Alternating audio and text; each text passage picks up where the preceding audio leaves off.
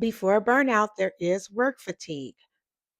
We've been talking about it all week. Work fatigue is chronic job stress that has begun to affect you mentally, physically, emotionally, ethically, and spiritually.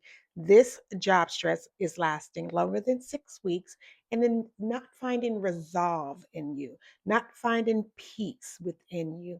If it's not finding peace within you, then that means that some action has to take place so that you can get to peace.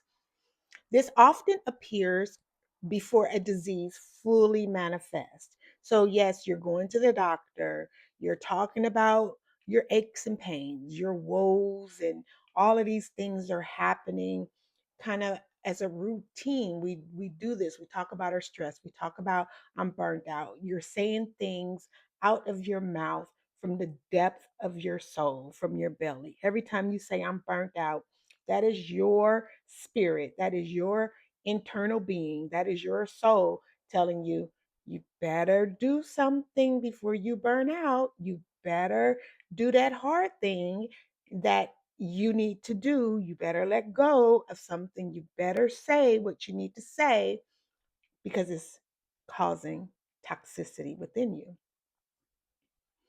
So, this is why a lot of Black women and registered nurses who remain silent about things in work, at the workplace, that does matter, that does have an impact on their health, their future, their career, their mental health, remain silent. And they go to the doctor and they talk about the symptoms that they are experiencing, but never mention what's happening at work.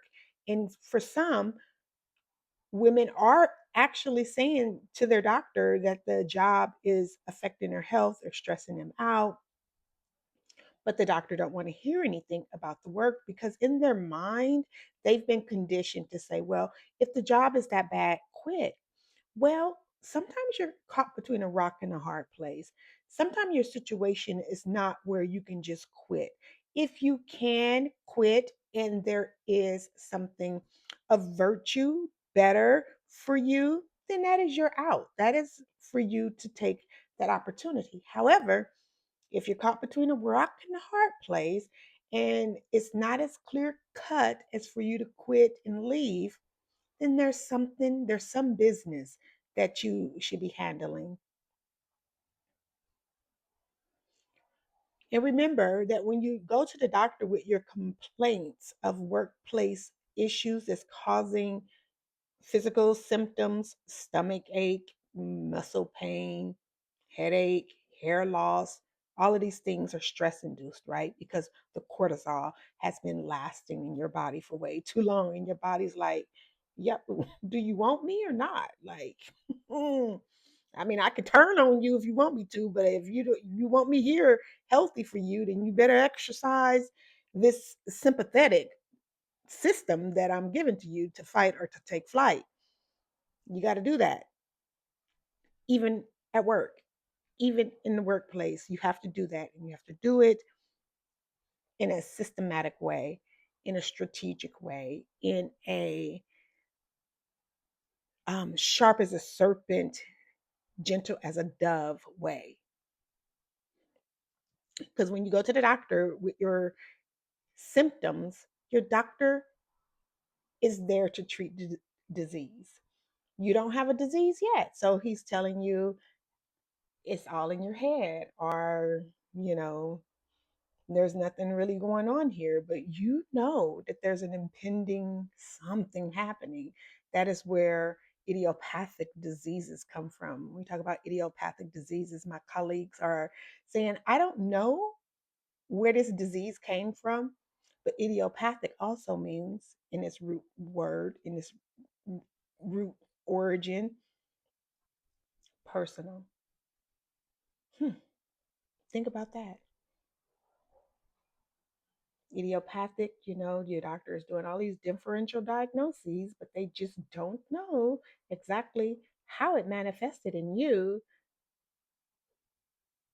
but you do. And you know exactly where it happened, and you know exactly why it happened. That's why God says that He, whew, down to the marrow, down. His word goes down to the bone. You can lie to us, but you can't lie to the word.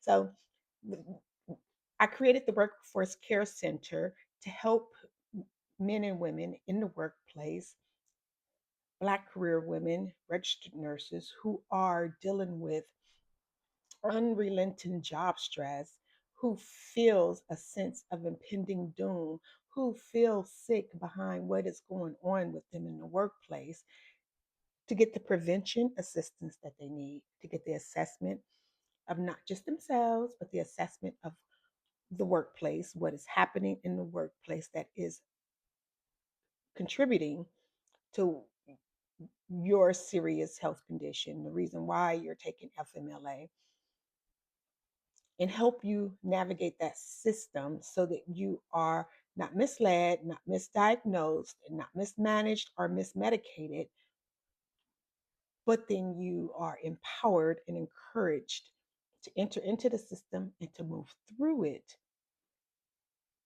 survive it, do the things it is you're supposed to be doing while you're in there. Because most Black women and nurses right now are taking their 12 weeks off.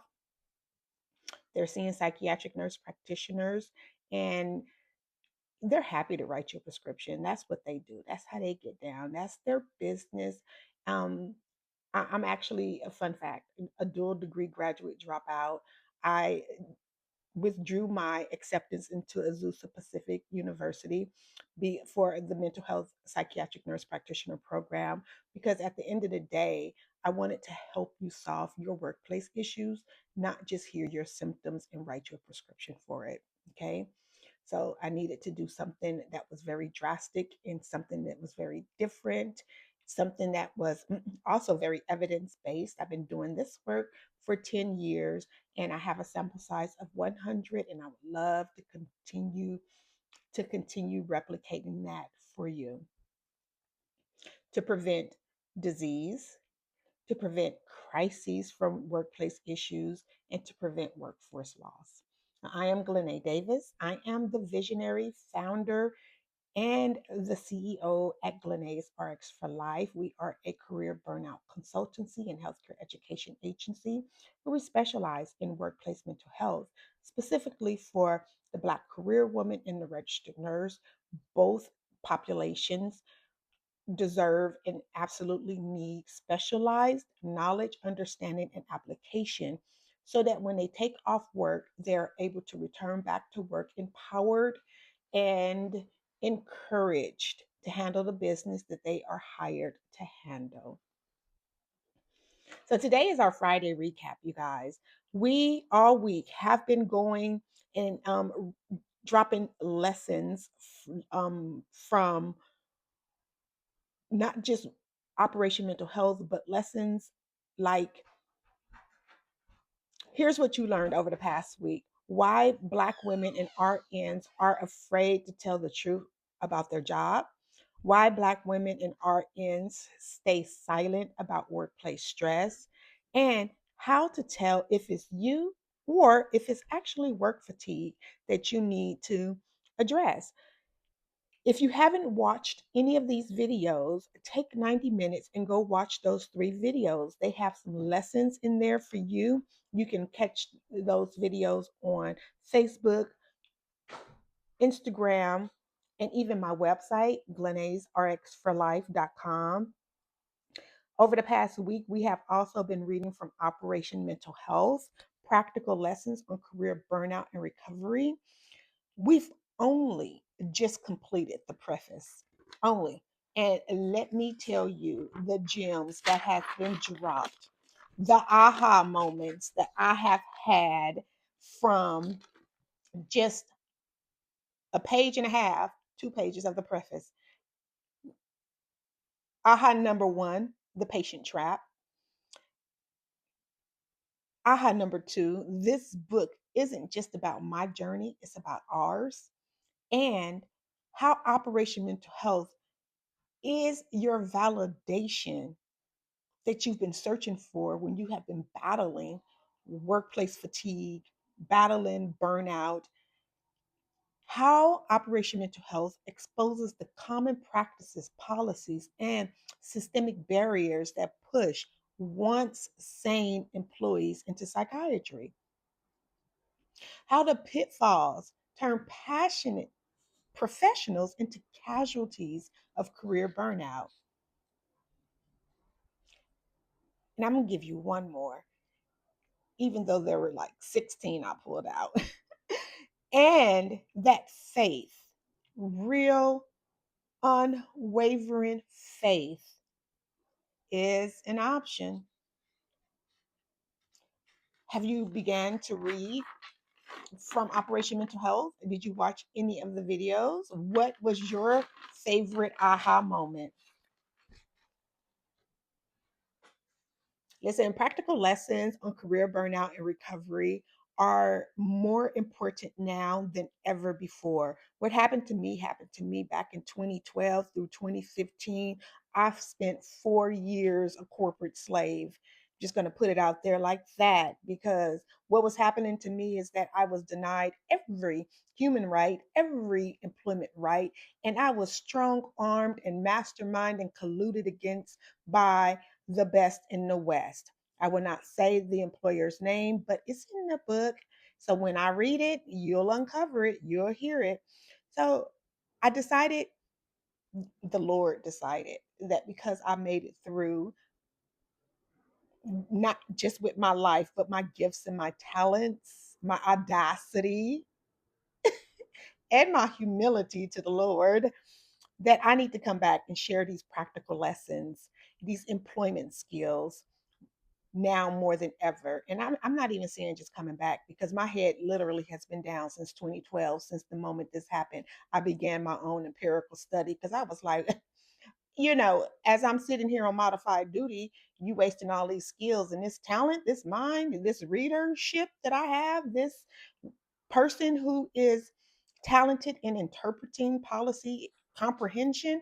I'm not letting that go to waste. I'm studying every study there is to study and I'm applying it to my situation and see what happens. And so we came up with this amazing workforce care center to help others do the same, to help other career professionals understand these practical lessons and apply them to their situation so that they do not fall victim to America's public health crises of premature death, disease, poverty.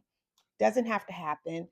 Let's make sure that you get the skills and the informed consent that you need, the practical lessons that you deserve, the guidance to not only survive with your life, but to keep your God given talents.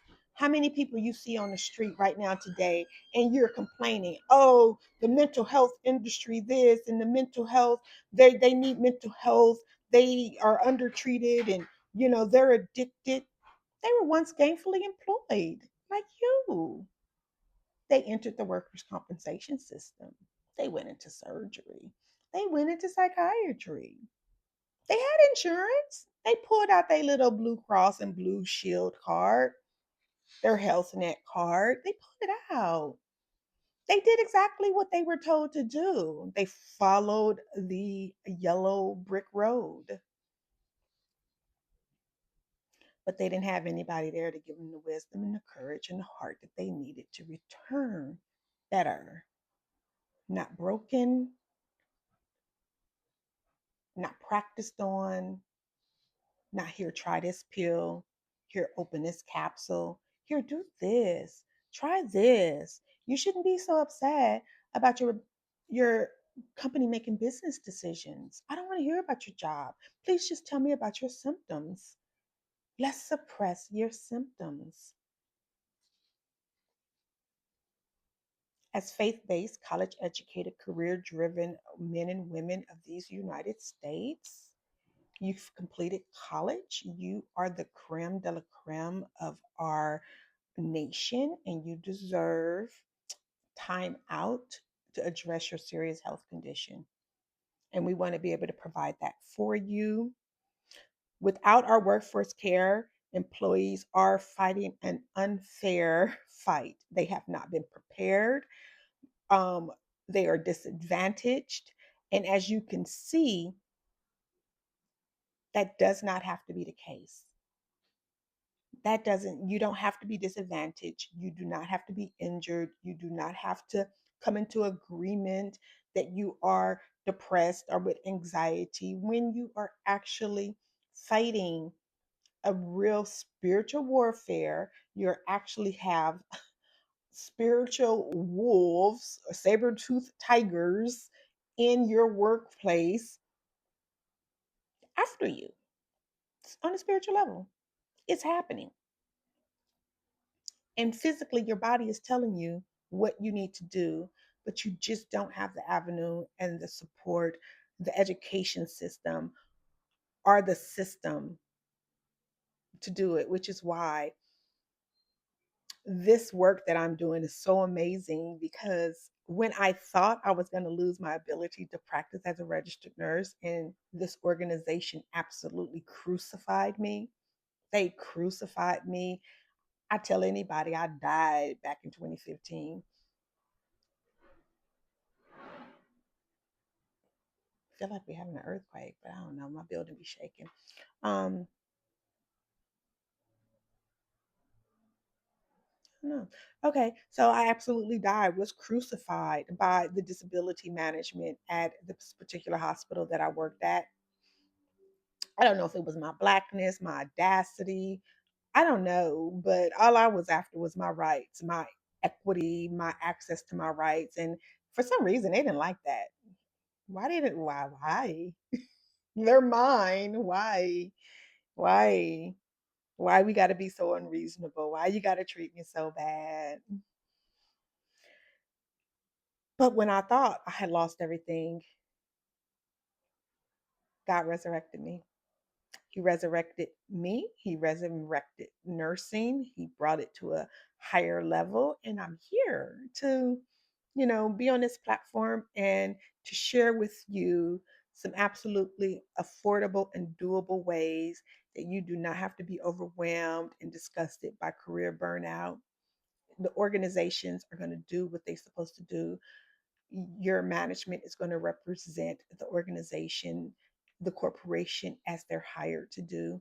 You also, as an employee, have a role. You have something to do. And I want to be able to share with you how to do it. It's actually a condition of your very own employment. Without getting too far ahead of this, it's a condition of your employment. And when you don't do it, you do get sidelined. You do lose the battle. You do lose the entire war when you don't step up and stand at the policy and at the rights that are a condition of your employment. And I'm speaking of anti bias, anti harassment, anti discrimination policies taken from state and federal law. That is a condition of your employment, right? So if you are interested in health equity as being your goal, improving health outcomes for Black career women and registered nurses, are career professionals who enter into these systems because of job stress, and preventing staff shortages, and preventing poverty, and preventing untreated mental illnesses, unemployability. We can start at the entry point. FMLA is the entry point for many. I can't cover all the doors. I'm only one person, but I know that FMLA is a strong entry point. 12 weeks of doing nothing when there's an issue within the workplace has to be addressed in a positive way so that men and women who feel defeated, who feel victimized, become victors of their own controversy. That's a win-win, you guys. I don't know about y'all, but that's a win-win because had I not sat down and studied and implemented my theories in real time in the workplace, I would be dead. I would be dead. My children would have got a $500,000 life insurance policy and I'd have been dead. That's how serious career burnout is. The inflammatory process alone would have took me out.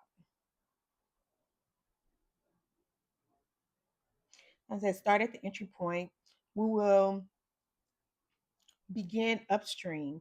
We want to start at the entry point, keep you upstream so that employees will not fall. Employees, there is no safety net for you. So you need to stop playing with these systems. Stop thinking that you're doing something and getting over it when you ain't been through it. I've been through it. I've been through it. Wrote this book about it. You want to go back even further? Wrote this book about it.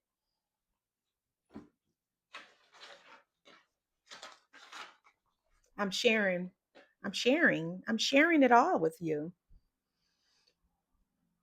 The lessons learned this week, as well as the readings, can help give you insight and direction to advance, move forward, grow, and develop personally and professionally. If job stress is lasting you longer than 6 weeks, take our work fatigue quiz. Providers, employers, help these two populations get the service and support and education, the lessons that they need to survive systems. Refer them to Glenae's RX for Life. Order your books in bulk for your institution, for your organization. We do workshops, we do speaking engagements. Just give us a call. Bye.